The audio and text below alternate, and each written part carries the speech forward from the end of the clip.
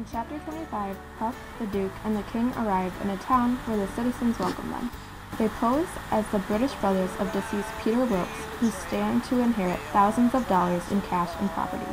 They win the trust of Peter's daughters, who eventually give their portion of the inheritance to their so-called uncles.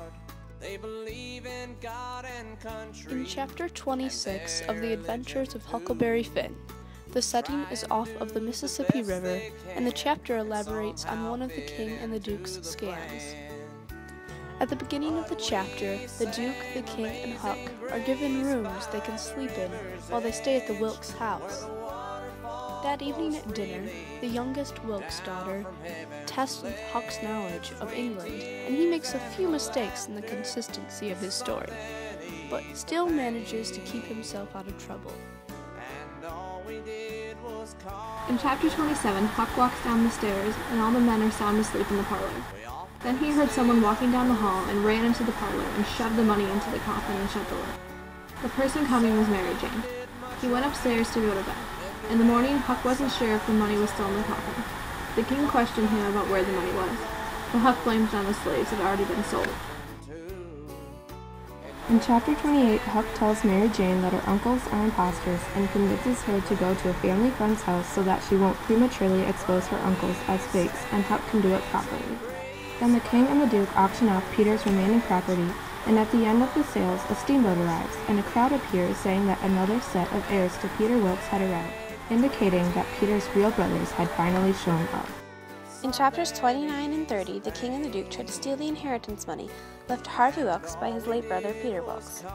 While the King and the Duke try to prove that they are not frauds, Huck begins to panic. It all comes down to what tattoo Peter has on his chest, a blue arrow or his initials, so the mob went to go check. When the mob dug up the late man's body, they found the money and rejoiced. Huck took his chance to leave and went running toward the river. Even though the King and the Duke cut back up to Huck and Jim, they were once again safe from the outside world. That's where the river has always been for Huck, a safe zone, his home. The river allowed Huck, the Duke, and the King to get to town where the Wilkes family lives, and brought them to the man rowing the canoe, who provided them with the information about the Wilkes brother, which was necessary for them to scam the girls out of their money. The river was a threat to their scam because it could bring the real brothers at any moment.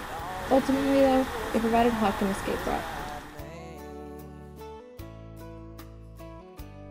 Huck's escape back to the river was his return home.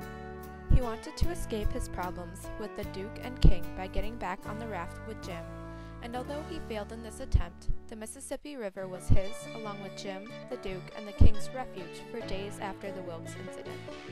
They were able to avoid further problems by staying on the river and away from the outside world. When Jim and Huck are separated, their time together on the raft is what taught Huck that even if slaves are not equal, some of them are worth saving.